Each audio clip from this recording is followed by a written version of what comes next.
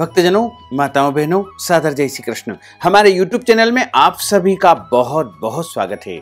मैं हूं आपके साथ आचार्य धर्मेंद्र शास्त्री। सबसे पहले आपको और आपके पूरे परिवार को दीपावली महापर्व की बहुत बहुत शुभकामनाएं और बधाइयां।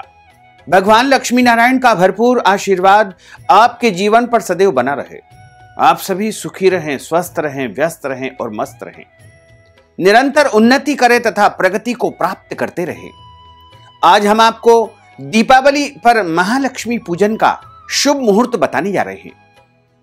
आपको कौन से मुहूर्त में, किस समय में माता महालक्ष्मी की पूजा अर्चना अपने घर में, अपने व्यापारिक प्रतिष्ठान में, अपनी फैक्ट्री में, अपने कार्यालय में करना चाहिए।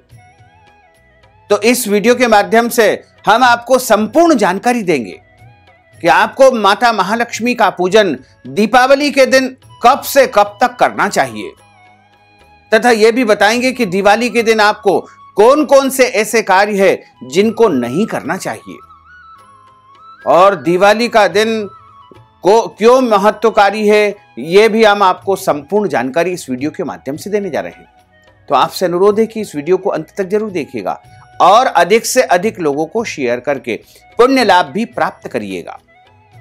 दीपोत्सव का त्योहार सभी लोग मिलजुल करके बड़े धूमधाम के साथ में मनाएं। इस बार दीपावली का महापर्व 4 नवंबर 2021 गुरुवार के दिन है। इस दिन सभी लोग अपने अपने घरों को सजाएंगे, संवारेंगे और रंगोली बना करके दीपोत्सव के त्योहार के दिन माता महालक्ष्मी, भगवान कुबेर का विशेष पूजन अर्चन करेंगे। तो सबसे पहले हम आपको दीपावली पूजन का मुहूर्त बता दें, उसके बाद हम आपको दीपावली की दिव्य और ज्ञानमयी कथा सुनाएंगे।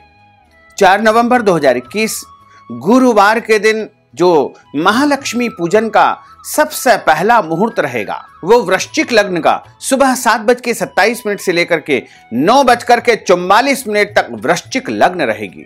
उसके बाद दोपहर के समय कुंभ स्थिर लग्न रहेगी, जो कि दोपहर 1:36 से आरंभ होकर के 3:09 तक रहेगी। उसके बाद शाम के समय जो वृषभ लग्न रहेगी, शाम की जो वृषभ लग्न होती है वो पूजा के लिए सबसे श्रेष्ठ मानी जाती है। इस स्थिर लग्न में चूंकि प्रदोष काल रहता है, सायंकालीन बेला रहती है, ऐसे में वृषभ लग्न में पूजन करना सबसे शुभकारी माना जाता है। 4 नवंबर 2021 गुरुवार के दिन वृषभ स्थिर लग्न का समय रहेगा शाम को 6:20 से आरंभ होकर के 8:18 तक रहेगी। उसके बाद रात्रि में जो निशीत काल में जो सिंह लग्न रहेगी वो रात्रि 12:50 से आरंभ होकर के रात्रि 3 बजे तक रहेगी। कार्तिक माह के कृष्ण पक्ष की अमावस्या तिथि को दीपावली के दिन महालक्ष्मी का पूजन किया जाता है। इस बार अमावस्या तिथि का आरंभ 4 नवंबर 2021 गुरुवार की सुबह 4:58 पे अमावस्या तिथि आरंभ हो जाएगी, जो कि 4 और 5 की मध्य रात्रि 3:03 पर अमावस्या तिथि समाप्त हो जाएगी। सूर्योदय व्यापिनी तथा मध्याह्न व्यापिनी जो अमावस्या रहेगी वो 4 नवंबर 2021 गुरुवार के दिन ही रहेगी। इसी दिन सभी भक्तजनों को दीपावली का त्योहार मनाना चाहिए तथा शुभ मुहूर्तों में पूजन अर्चन करना चाहिए। चौघड़िया के अनुसार यदि हम शुभ मुहूर्त देखें तो सबसे पहला चौघड़िया रहेगा शुभ का चौघड़िया, जो कि 6 बजे से आरंभ होकर के 7:30 बजे तक रहेगा। उसके बाद दूसरा जो चौघड़िया है वो 10:30 से आरंभ होकर के 3 बजे तक रहेगा। चर, लाभ और अमृत ये तीनों चौघड़िए जो कि 10:30 से 3 बजे तक रहेंगे। उसके बाद प्रदोष काल का, यानी प्रत्येक दिन प्रदोष काल का एक मुहूर्त रहता है। दीपावली के दिन प्रदोष काल का जो मुहूर्त रहेगा वो शाम 5:43 से लेकर के 8:18 तक रहेगा। इन शुभ मुहूर्तों में आप अपनी अपनी आस्था तथा परंपरा के अनुसार माता महालक्ष्मी का पूजन अर्चन कर सकते हैं। दीपावली का त्योहार माता महालक्ष्मी का त्योहार होता है, इसलिए इस दिन सभी को अपने घरों को साफ सुथरा करके शुद्धता और पवित्रता के साथ में शुद्ध वस्त्र धारण करते हुए माता महालक्ष्मी का पूजन अर्चन करना चाहिए। दीपावली के दिन सबसे पहले सुबह जल्दी उठना है। सूर्योदय के पहले आपको स्नान कर लेना चाहिए और इस दिन धुले हुए या फिर नए वस्त्र आपको धारण करना चाहिए। दीपावली के दिन दाढ़ी कटिंग शेविंग बिल्कुल नहीं करवाना चाहिए। इस दिन शरीर के अंग के कोई भी बाल नहीं काटना चाहिए। दीपावली के दिन नाखून नहीं काटना चाहिए। दीपावली के दिन अपने घर में लहसुन प्याज मांस मदिरा का उपयोग बिल्कुल नहीं करना चाहिए। इस दिन केवल और केवल शुद्ध और सात्विक भोजन का ही उपयोग किया जाता है। दीपावली के दिन मसूर की दाल का भी घर में उपयोग नहीं होना चाहिए तथा दीपावली के दिन आप किसी को भी धनिया शक्कर और दही ये 3 चीजें उधार न दें, अन्यथा आपकी समृद्धि उनके घरों में चली जाएगी। इसी प्रकार दीपावली के दिन आपको किसी को भी पैसे उधार नहीं देना चाहिए। यदि आप किसी को दान करते हैं तो कोई दोष नहीं होता है। किसी जरूरतमंद व्यक्ति को यदि आप उपहार स्वरूप दान देते हैं तो उसका कोई दोष नहीं माना जाता है, यानी दान देने का कोई दोष नहीं है। लेकिन इस दिन उधार पैसा नहीं देना चाहिए तथा दीपावली के दिन घर में जो भी भोजन आप तैयार करते हैं वो शुद्ध और सात्विक होना चाहिए तथा उसको पहले माता महालक्ष्मी और भगवान को भोग लगाने के बाद में ही परिवार के लोगों को प्रसाद के रूप में वितरण करना चाहिए। दीपावली के दिन पेड़ पौधों को काटना अथवा छांटना नहीं चाहिए। दीपावली के दिन किसी भी प्राणी मात्र को कष्ट नहीं पहुंचाना चाहिए। इस दिन गौ माता की सेवा करना चाहिए तथा गौ माता का पूजन अर्चन भी इस दिन करना चाहिए, क्योंकि गौमयो वस्ते लक्ष्मी, गौ माता के अंदर साक्षात लक्ष्मी का निवास माना जाता है। इसलिए दिवाली के दिन आप गौ माता की पूजा अवश्य करें और गौ माता को भोजन करवाएं तथा उन्हें गुड़ और तिल भी आप खिला सकते हैं। इसी प्रकार यदि कोई गरीब व्यक्ति या जरूरतमंद व्यक्ति आपके घर आता है तो उसकी भी सेवा करें, उसको भी कुछ न कुछ खिलाएं, लेकिन उसको घर से खाली हाथ न लौटाएं। कुछ भी खाने पीने की वस्तु आप चाहें तो उनको दान कर सकते हैं। इसी प्रकार जब आप माता महालक्ष्मी का पूजन अर्चन करते हैं तो उसके पूर्व जैसे ही सूर्यास्त होगा उसी समय आपको कम से कम 16 दीपक आपको तैयार कर लेना चाहिए। दीपक, पुराने दीपक का उपयोग इस दिन नहीं करना चाहिए। नए दीपक मिट्टी के ला करके उनको अच्छी प्रकार से धो करके साफ सुथरा तैयार करके उनमें 2 बत्तियां लगा करके तैयार रखें। एक बत्ती का दीपक कभी भी नहीं लगाना चाहिए। अक्सर लोग एक बत्ती का दिया लगाते हैं। एक बत्ती का दिया जो है केवल और केवल जहां पर किसी की मृत्यु हो जाती है या शोकाकुल स्थान पर ही लगाया जाता है। इसलिए ध्यान रखें कि 2 बत्तियों वाला दीपक ही हमें प्रज्वलित करना चाहिए। और दीपक में जो तेल लिया जाता है वह कड़वा तेल नहीं होना चाहिए, यानी अरंडी का तेल नहीं होना चाहिए। वैसे तो इसमें आप तिल का तेल उपयोग कर सकते हैं, मूंगफली का तेल उपयोग कर सकते हैं, सोयाबीन का तेल आप उपयोग कर सकते हैं, सरसों के तेल का भी आप उपयोग कर सकते हैं। इसके अलावा अन्य जो भी शुद्ध और पवित्र तेल हो उसका आप इन दिन में उपयोग कर सकते हैं। आप चाहें तो घी का दीपक भी लगा सकते हैं, कोई दोष नहीं होता है। आप अपने सामर्थ्य के अनुसार, अपनी शक्ति के अनुसार इस दिन दीपक अवश्य प्रज्वलित करें, लेकिन प्रत्येक घरों में इस दिन 16 दीपक जरूर लगाना चाहिए। और घर का जो मुख्य द्वार है उसका दरवाजा इस दिन अच्छी तरह से साफ सुथरा होना चाहिए। दरवाजे पर गंगा जल छिड़क करके आम के पत्तों की बंदरवार बांध दीजिए तथा पुष्पमाला बांध दीजिए। और दरवाजे के दाहिनी ओर जैसे हम निकलते हैं तो सीधे हाथ की तरफ आपको शुभ लिखना है तथा उल्टे हाथ की तरफ लाभ लिखना है। दोनों तरफ स्वस्तिक का चिन्ह भी आपको इस दिन बना देना चाहिए। इसी प्रकार आप चाहें तो इस दिन घर के मुख्य द्वार पर तोरण भी लटका सकते हैं। गणेश जी, लक्ष्मी जी के जो स्टिकर्स होते हैं ये भी आप मुख्य द्वार पर लगा सकते हैं। और घर का मुख्य द्वार इस दिन सबसे अधिक साफ सुथरा होना चाहिए। यदि आपका घर कच्चा है तो गोबर से लीप करके वहां पर रंगोली बनाना चाहिए। और यदि आपका घर पक्का है, टाइल्स लगे हुए हैं, तो वहां पर अच्छी प्रकार से पोछा लगा करके प्रयास करें कि इस दिन नमक डालकर ही पोछा लगाएं और पोछा लगा करके आप वहां पर सुंदर रंगोली अवश्य बनाएं। मुख्य द्वार पर रंगोली बनाने से माता महालक्ष्मी और धन कुबेर आकर्षित होते हैं। इसी प्रकार आपको मुख्य द्वार पर सबसे पहले दीपक प्रज्वलित अवश्य कर देना चाहिए, ताकि जैसे ही माता महालक्ष्मी पृथ्वी पर आए और आपके घर पर उनकी दृष्टि पड़े तो सीधे आपके घर में प्रवेश कर जाए। इतना सुंदर आपका मुख्य द्वार होना चाहिए। मुख्य द्वार यदि टूटा फूटा हो तो उसको ठीक करके सुधरवा लीजिएगा। यदि गंदा है तो उसे धो करके या पुताई करके, लिपाई करके साफ सुथरा आपको रखना चाहिए।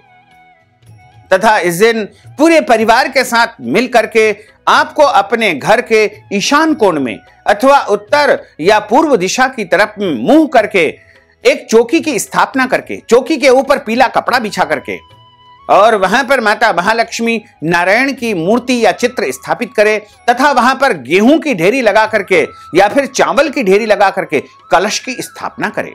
कलश मिट्टी का हो सकता है, तांबे का हो सकता है, चांदी का हो सकता है या फिर अष्ट धातु का या पंच धातु का भी कलश हो सकता है। लेकिन ध्यान रखें, इस दिन स्टील का कलश आपको नहीं रखना चाहिए। जर्मन का लोटा भी इस दिन पूजा में उपयोग नहीं करना चाहिए। सबसे पवित्र यदि कोई धातु मानी जाती है तो वह तांबा होती है और देव धातु तांबा का ही इस दिन आपको पूजन अर्चन में उपयोग करना चाहिए। सबसे पहले आप दीपक प्रज्वलित करके अपने घर के सभी स्थानों पर दीपक लगा दे। उसके बाद आसन पर बैठ करके पूजा की थाली तैयार कर लेवे।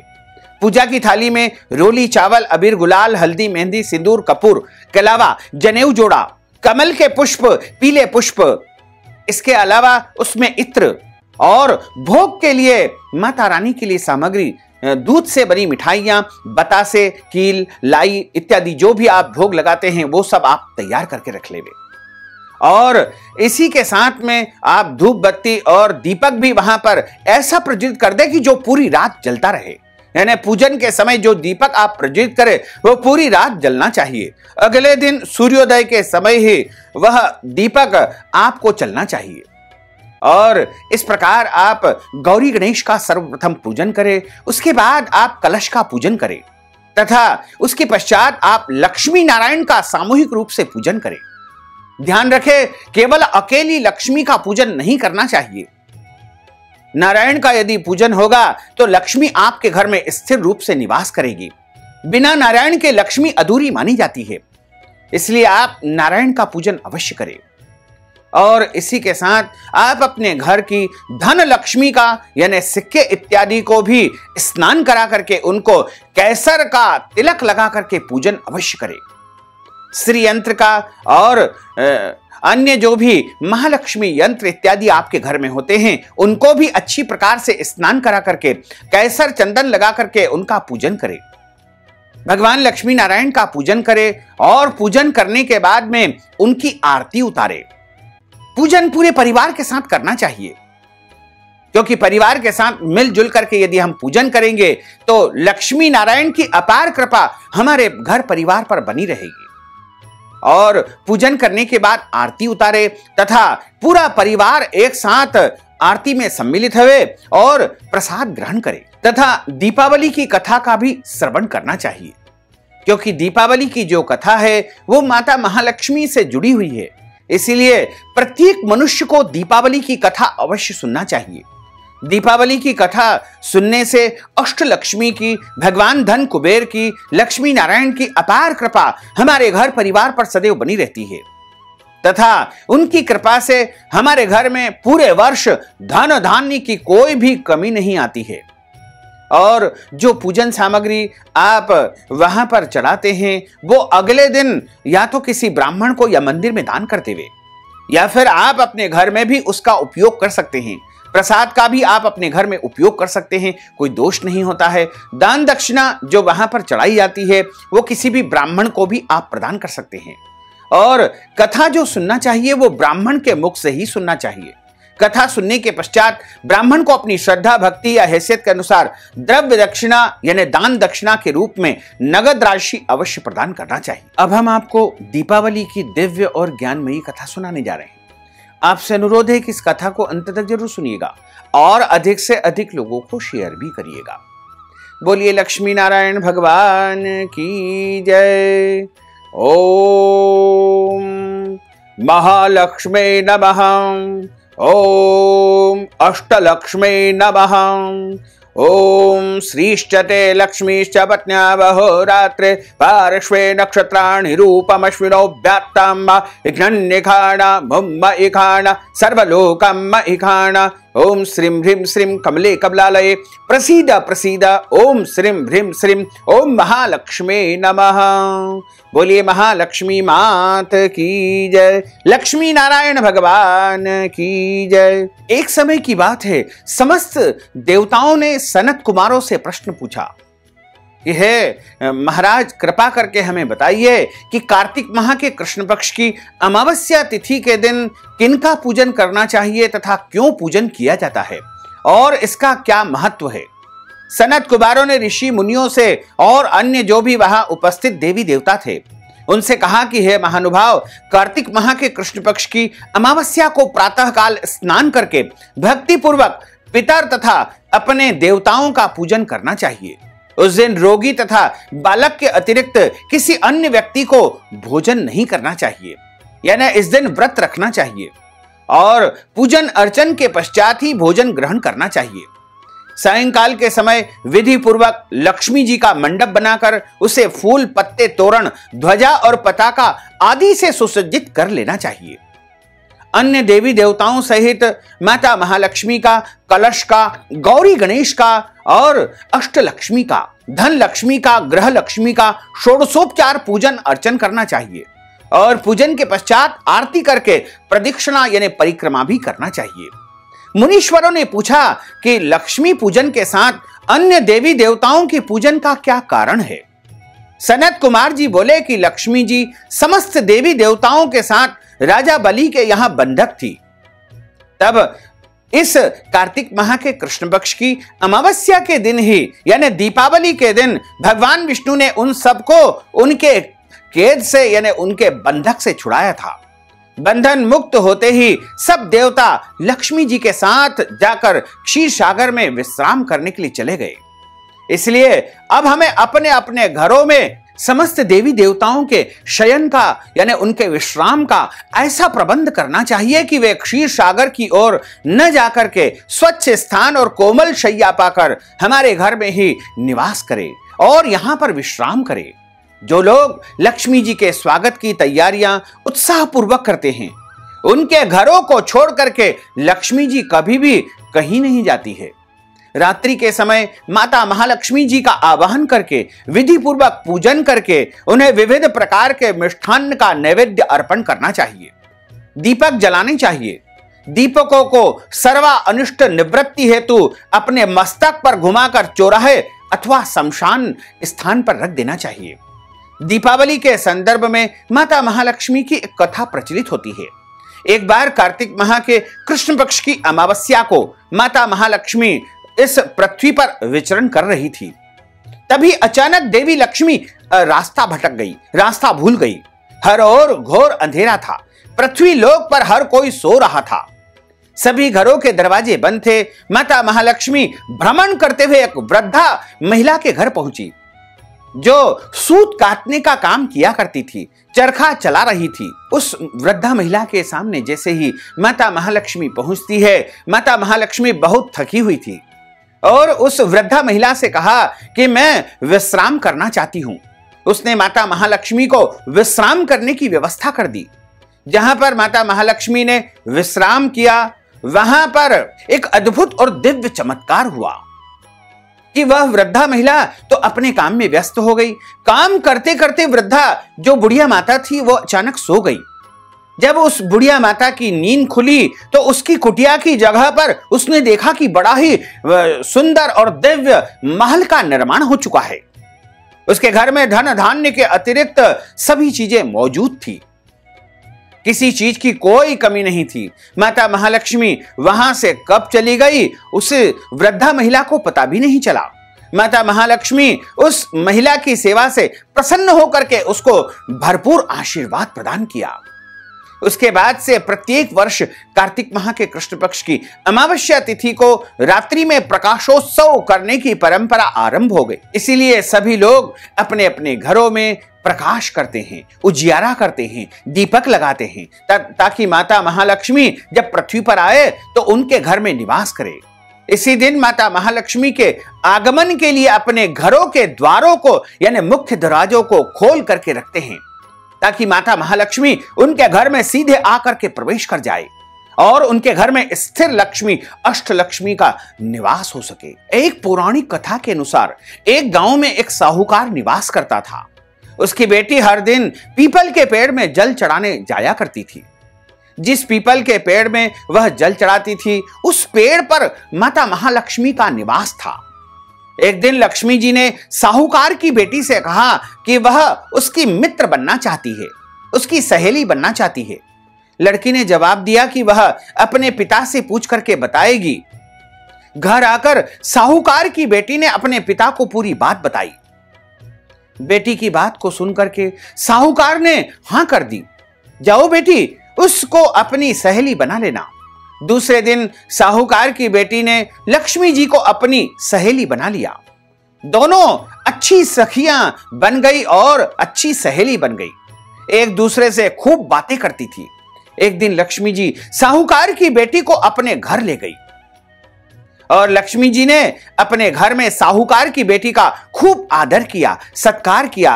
अन्य प्रकार के कई प्रकार के पकवान उसे खिलाए और उसका बड़ा ही सुंदर आतिथ्य किया। जब साहूकार की बेटी अपने घर लौटने लगी तो लक्ष्मी जी ने उस साहूकार की बेटी से पूछा, क्या तुम मुझे अपने घर बुलाओगी? साहूकार की बेटी ने लक्ष्मी जी को जवाब दिया कि अवश्य ही मैं आपको अपने घर बुलाऊंगी। साहूकार की बेटी ने लक्ष्मी जी को अपने घर बुला लिया, लेकिन साहूकार की आर्थिक स्थिति ठीक न होने के कारण वह स्वागत करने में घबरा रही थी। क्या वह अच्छे से स्वागत कर पा रहेगी? और बड़ी चिंता कर रही थी। साहूकार अपनी बेटी की मनोदशा को समझ गया। उसने बेटी को समझाते हुए कहा कि वह परेशान न हो और इसी समय अपने घर की साफ सफाई करे, चौका लगाएं और मिट्टी से अच्छी प्रकार से लिपाई पुताई कर दे, 4 बत्ती वाला दिया लगाए और लक्ष्मी जी के नाम से जलाने के लिए साहूकार ने अपनी बेटी से कहा। उसी समय एक चील किसी रानी का 9 लखा हार लेकर के वहां से निकल रही थी। साहूकार का घर आया। साहूकार की बेटी ने उस हार को जैसे ही आंगन में पड़ा हुआ देखा तो उस हार को उठा लिया और ले जाकर के उस हार को बेच दिया और हार को बेच करके भोजन की समस्त तैयारियां की। थोड़ी देर में माता महालक्ष्मी भगवान गणेश जी के साथ में उस साहूकार के घर में आ गई। साहूकार के स्वागत से प्रसन्न होकर उस पर अपनी कृपा बरसाई। महालक्ष्मी जी की कृपा से साहूकार के पास धन, वैभव, महल, खजाना सब कुछ उसे प्राप्त हो चुका था। जिसके घर में लक्ष्मी जी साक्षात आ जाती है, उसके घर में किसी भी चीज की कभी कोई कमी नहीं आती होती है। उसके घर में स्थिर लक्ष्मी, अष्टलक्ष्मी का निवास होता है। तो इसी तरह हम सभी माता महालक्ष्मी के स्वागत के लिए अपने अपने घरों को दीपावली के दिन अच्छी प्रकार से तैयार करें, घरों को सजाएं, ताकि माता महालक्ष्मी हमारे घरों में प्रवेश कर सके और हमारे घर में सुख, शांति, समृद्धि का आगमन हो सके। बोलिए महालक्ष्मी मात की जय। अच्युतम केशवम राम नारायणम कृष्ण दामोदरम वासुदेवम हरे श्रीधरम माधवम गोपिका वल्लभम श्री जानकी नायकम श्री रामचंद्रम भजे जानकी मनोहरम सर्वलोक नायकम श्री शंकरादि सेवितम पुण्य नाम कीर्तनम श्री राम राम राम राम राम नाम तायकम राम कृष्ण वासुदेवा भक्ति मुक्तिदायकम राम कृष्ण वासुदेवा भक्ति मुक्तिदायकम राम कृष्ण वासुदेवा भक्ति मुक्तिदायकम राम कृष्ण वासुदेवा भक्ति मुक्तिदायकम राम कृष्ण वासुदेवा भक्ति मुक्तिदायकम। बोलिए श्री लक्ष्मी नारायण भगवान की जय, महालक्ष्मी मात की जय, कुबेर भगवान की जय, गजानंद गणपति भगवान की जय, सरस्वती माता की जय। धर्म की जय हो, अधर्म का नाश हो, प्राणियों में सद्भावना हो, विश्व का कल्याण हो, सनातन धर्म की जय हो, गौ माता की जय हो, नगर बस्ती की जय हो, आज के आनंद की जय हो, कल के आनंद की जय हो, परसों के आनंद की जय हो, बरसों बरसों के आनंद की जय हो। ओम नमः पार्वती पते, हर हर महादेव हर। भक्तजनों, माताओं बहनों, अगर आप दीपावली महापर्व के निमित्त कथा श्रवण की दक्षिणा देना चाहते हैं, या फिर दीपावली पर वस्त्रदान, गोदान, अन्नदान, या फिर गो सेवा हेतु कुछ नगद राशि प्रदान करना चाहते हैं, या फिर दीपावली के निमित्त ब्राह्मण भोजन करवाना चाहते हैं, या कोई भी दान पुण्य यदि आप करना चाहते हैं, तो आप हमारे पेटीएम के माध्यम से, गूगल पे के माध्यम से, फोन पे के माध्यम से या अकाउंट नंबर के माध्यम से नगद राशि पहुंचा करके दीपावली महापर्व का संपूर्ण पुण्य फल प्राप्त कर सकते हैं। अब हम सभी मिलकर के माता महालक्ष्मी की आरती का गायन करेंगे। ओम जय लक्ष्मी माता, मैया जय लक्ष्मी माता, तुमको निश दिन सेवत, मैया जी को सब दिन सेवत, हरि विष्णु विधाता। ओम जय लक्ष्मी माता, उमा रमा ब्रह्माणी, तुम ही जग माता, मैया तुम ही जग माता। सूर्य चंद्रमा ध्यावत, सूर्य चंद्रमा ध्यावत, नारद ऋषि गाता। ओम जय लक्ष्मी माता, दुर्गा रूप निरंजनी, सुख संपत्ति दाता, मैया सुख संपत्ति दाता। जो कोई तुमको ध्यावत, जो कोई तुमको ध्यावत, रिद्धि सिद्धि धन पाता। ओम जय लक्ष्मी माता, तुम पाताल निवासिनी, तुम ही शुभ दाता, मैया तुम ही शुभ दाता। कर्म प्रभाव प्रकाशिनी, कर्म प्रभाव प्रकाशिनी, भवनिधि की त्राता। ओम जय लक्ष्मी माता, जिस घर तुम रहती हो वहाँ सब सद्गुण आता, तहाँ सब सद्गुण आता। सब संभव हो जाता, सब संभव हो जाता, मन नहीं घबराता। ओम जय लक्ष्मी माता, तुम बिन यज्ञ न होते, वस्त्र न कोई पाता, मैया वस्त्र न कोई पाता। खान पान का वैभव, खान पान का वैभव, सब तुमसे आता। ओम जय लक्ष्मी माता, शुभ गुण मंदिर सुंदर, क्षीरोदधि जाता, मैया क्षीरोदधि जाता। रत्न चतुर्दश तुम बिन, रत्न चतुर्दश तुम बिन, कोई नहीं पाता। ओम जय लक्ष्मी माता, महालक्ष्मी जी की आरती जो कोई नर गाता, मैया जो कोई नर गाता। उर आनंद समाता, उर आनंद समाता, पाप उतर जाता। ओम जय लक्ष्मी माता, जय लक्ष्मी माता, मैया जय लक्ष्मी माता। तुमको निश दिन सेवत, मैया दी को सब दिन सेवत, हरि विष्णु विधाता। ओम जय लक्ष्मी माता। कर्पूर गौरम करुणावतारम, संसार सारम, भुजगेंद्रहारम, सदा वसंतम, हृदयारविंदे भवम भवानी सहितं नमामि। मंदारमालांकुलितालकाय, कपालमालांकृतशेखराय, दिव्यांबराय दिगंबराय, नमः शिवाय। ओम नमः शिवाय, नमः शिवाय, ओम नमः शिवाय, नमः शिवाय, ओम नमः शिवाय, नमः शिवाय, ओम नमः शिवाय। आरार्तिक्यं समर्पयामि, नमो नमः। अथ मंत्र पुष्पांजलिः। हरिः ओम। यज्ञेन यज्ञमय जन्त देवास्तानि धर्माणि प्रथमान्यासन्न, तेहनाकं महिमानः सचन्त्र यत्र पूर्वे साध्याः सन्ति देवाः। ओम राजाधिराजाय प्रसय्यसाहिने, नमो वयं श्रवणाय कुर्महे। समे कामान् कामकामाय, मह्यं कामेश्वरो वै श्रवणो दधातु। कुबेराय वै श्रवणाय महाराजाय नमः। ओम स्वस्ति साम्राज्यं भोज्यं स्वराज्यं, वैराज्यं पारमेष्ठ्यं राज्यं वः राजमाधिपत्यं मह्यं समन्त पर्याये स्यात् सार्वभौम सार्वायुष अंतार्धा परार्धात् पृथिव्यै समुद्र पर्यन्ताय। एकराडितपेश श्लोकोऽभिहितो मरुतः, परिवेष्टारो मरुतस्यावसान ग्रहे, अविक्षितस्य काम प्रेर्विश्वे देवा सभासदेति। ओम विश्वा तच्चक्षुरुत विश्वतो मुखो विश्वतो बाहुरुत विश्वस्पाद, संबाहुभ्यां धमति संपतत्रेर्द्या वा भूमिं जनयन् देवैकः। ओम एकदन्ताय विद्महे वक्रतुण्डाय धीमहि तन्नो दन्तिः प्रचोदयात्। आदि शक्ति च विद्महे जगत माताय धीमहि तन्नो शक्ति प्रचोदयात्। भास्कराय विद्महे दिवाकराय धीमहि तन्नो सूर्यः प्रचोदयात्।